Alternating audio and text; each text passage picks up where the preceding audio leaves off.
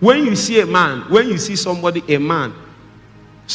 Udechukwu pray for 6 hours, leading people in prayer for 6 hours, I will have you to understand that thing is by a prayer power. Say after me, prayer power.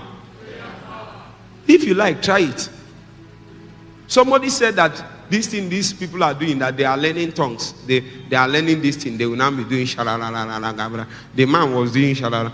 You know, you can do it for 1 hour. But the day you will know is by a spirit is when you do it for 6 hours. Even your mouth will pain you. Physically, your mouth will pain you after 6 hours. That's if you 2 hours, your mouth will be paining you. But people will sit one place and pray for 24 hours. Their mouth is not paining them. When we finished the last 24 hours, as they were closing, I told them, can we go a little more? If I tell you, can we go a little more, you will go. Huh? You see, the reason why many people remain the same is that they don't know how to tarry. They are always in a hurry to live. This thing you have been living, have you not noticed your life have not changed? All the time you are in a hurry, all the time. When God said, many people, when God said, I'm here now, he found out that they have left. So what they felt that they thought they received something is just an invitation. They gave you invitation and you left. It's an invitation to tarry, not an invitation to run. Have you not been praying or worshiping and you now felt something? Emmanuel, have you not felt something? I know. And you now went and manifested. And people fell on the ground. Is it not true? How many people fell on the ground? You see, that thing you felt is not invitation to live. It's invitation to come closer. Come closer. Sometimes if you want to touch a higher dimension of what you just experienced, you might have to stay there for 6 hours. I did not know this. So initially when I feel it, I will leave. And then I will go and minister. Something will happen. And then after some time, it will reduce. I'm going up and down until one day I learned to stay one place. When I felt it, I stayed there. I said, Holy Ghost, keep me, help me to stay in this canopy. I said 1 hour passed. 2 hours passed. 3 passed. 4, 5, 6, 7, 8. By the time it was getting to 8, even the room was saturated. Hi. The same people that I told I want to go and pray, when I wore my clothes and I was coming out, they could no more stand my presence. Why? If you interact with somebody, you come out with the presence of that person. You start smelling like that person. And the more you stay with that person, the more you are able to trap what you experienced in that place. So Jesus will tell you, tarry. He didn't say for 2 hours. He said, tarry until. Turn to your neighbor, say, tarry until. How many hours? How many days? How many months? How many years? So you that is coming and going, where did you see the instruction from? That's why your life is like this. Satan knows that the noise in our soul is too much, that we cannot stay and quieting it down, so that God will begin to work. It is when you come to the still waters that a measure of the glory of God will begin to come upon you. Something that can soak itself into the clothing that you are wearing. Something that you can bring and touch something like this, and another man cannot touch it.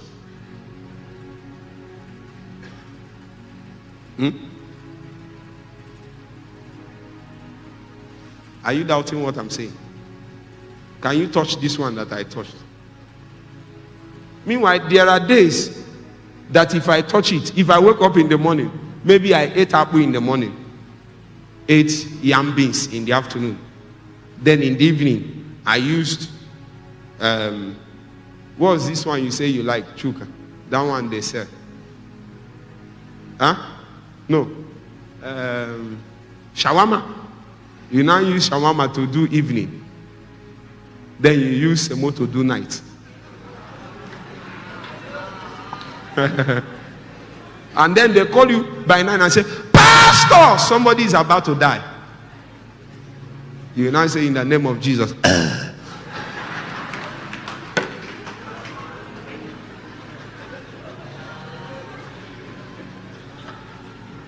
Oga, you are in the barracks, so you have to realize. In the barracks, we sleep with our eyes open. I'm not saying you should not rest, but you should rest in such a way that you can be summoned to action anytime. When they wake you from the sleep and say, somebody is about to die, like Jesus, you say, peace, be still. And everywhere we stand still.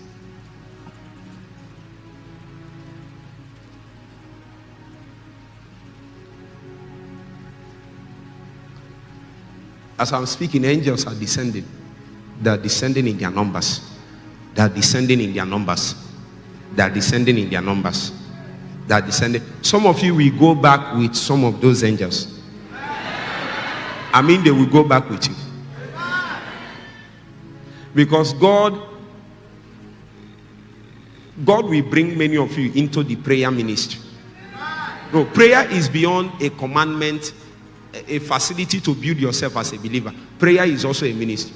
And when a man has a prayer ministry, one of the first signs that you have been inducted into the prayer ministry is that you must have a prayer angel. It's a must. And I can tell you 3 things that those prayer angels will do. But that's not my business. If you will go back and remain consistent in keeping the altar of prayer that others will come and pray with you, people will come and pray with you, then you need a prayer angel to go back with you.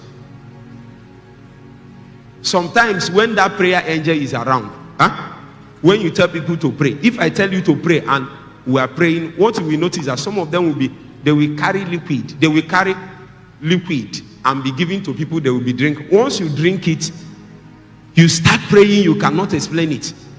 You drank something. That's what my brother Lawrence Oyo calls bowls of fire. That is how you see it. When you drink it, you start praying as if when you leave that meeting, you become normal. How many of you have tried it? You now went inside your room. You wanted to do bowl of fire. It did not work. I say you went to a meeting where prayer angels feed everywhere. And before you know it, they began to give you drink. Suddenly your posture will be mutated. Somebody will keep his eye like this.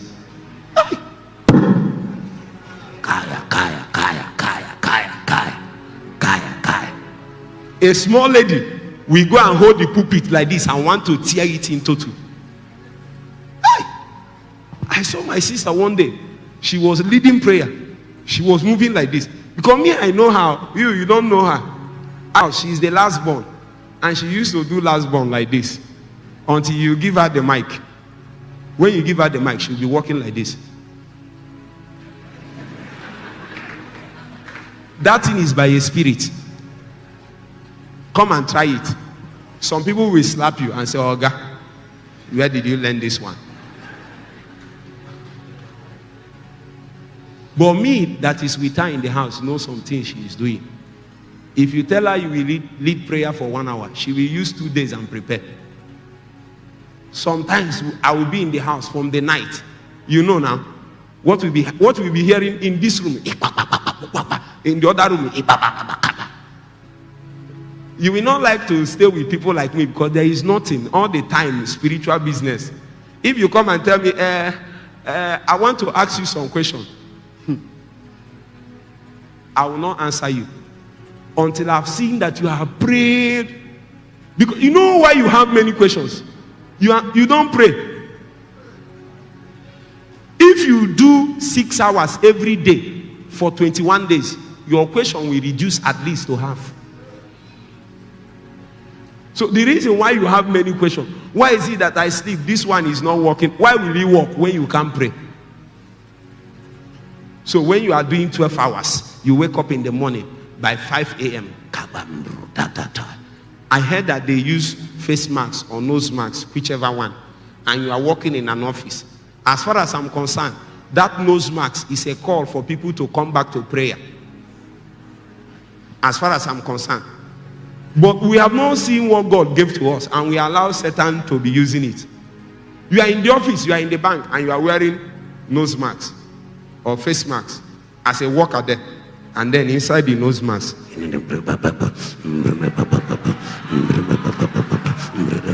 but you are wearing what? If 1 million believers in Nigeria will do this 2 hours in their workplace with their nose mask, Satan will remove that nose mask by himself.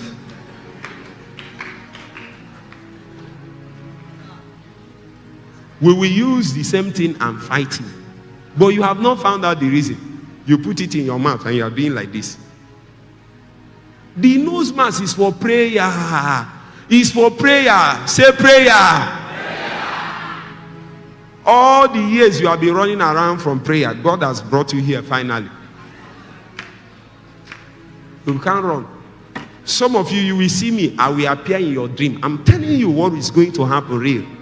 I'm telling you, you want to, when you go back, you want to relax. And I will have to warn you that this is the best of my face you can see. Some people say, I don't laugh, I don't smile. Am I not smiling now? This is the best you can see it. See, Mike, I don't like this you now. The one I like is still in the future. The one captured in the volume of the books. That's why we tarry. Anything that you leave less than it is a disappointment as far as heaven is concerned. I want to bring you people help today. Many of us would have remained the way we are, except that we touched the power of God. And there is something I've also found out, that there are intensities of the work of the Spirit in a man's life. So if you touch the first layer and you camp there, very soon you will notice that the challenges coming around you is so much that what you have cannot answer to them.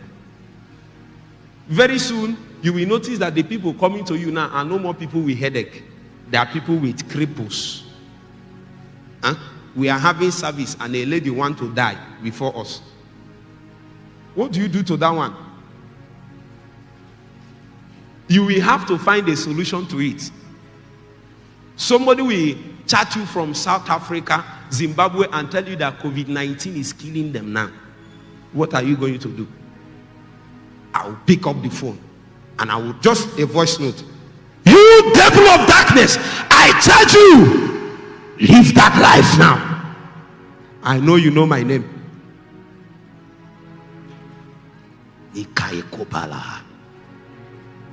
I know you know my name.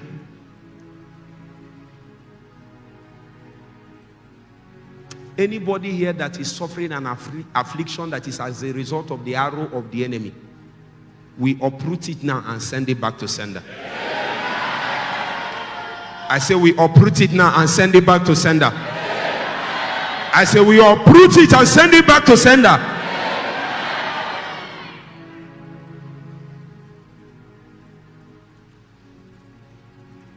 So these are the witnesses of, and it is important that everybody is witnesses of. But there is witnesses unto. And the witnesses unto is what only power can make a man into.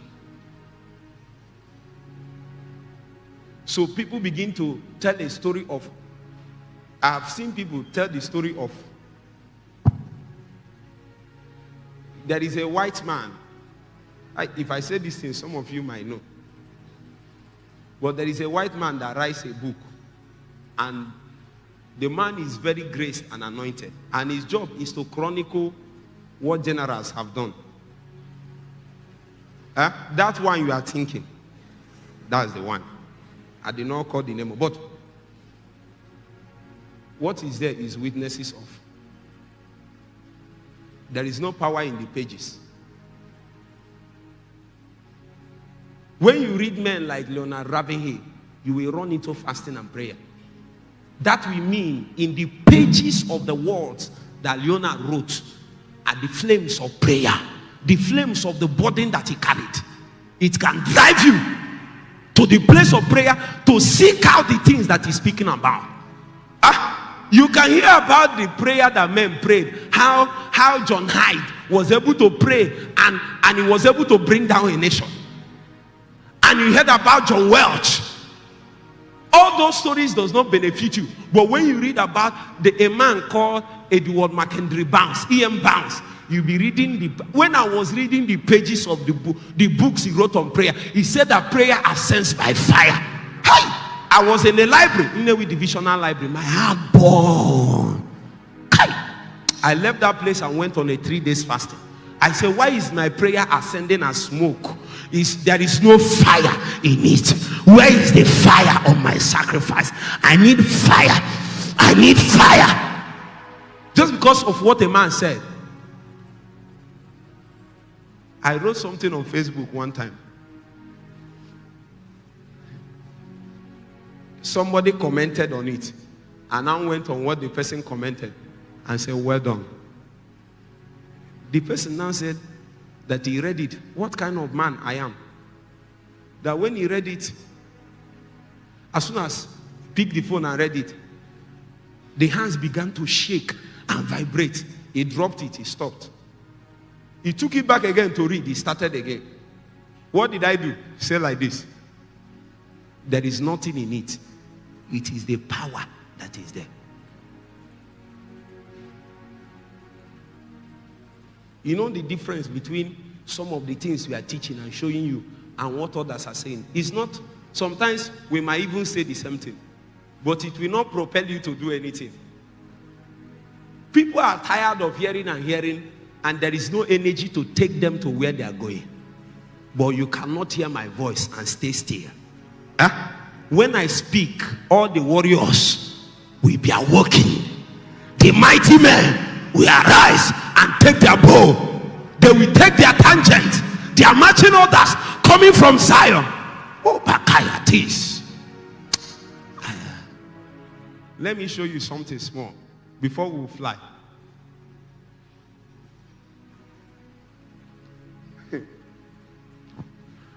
Show me verse 49. Verse 49.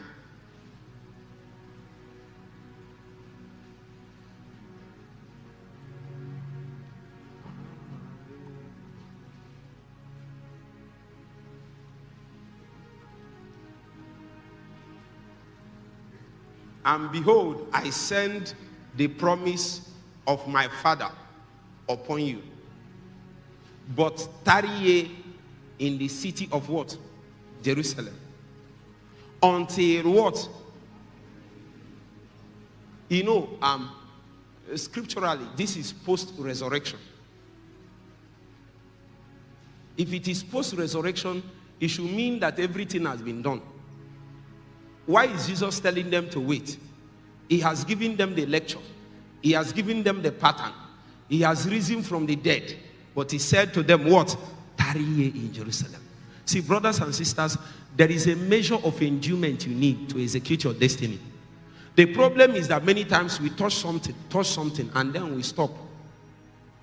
Now, you have touched something, but it's not commensurate to the calling you have. And you can only be a witness unto Jesus by your calling when you have laid hold on that measure and dimension of power it takes to witness Jesus in that manner. Are you with me? If you are with me, say amen. Amen.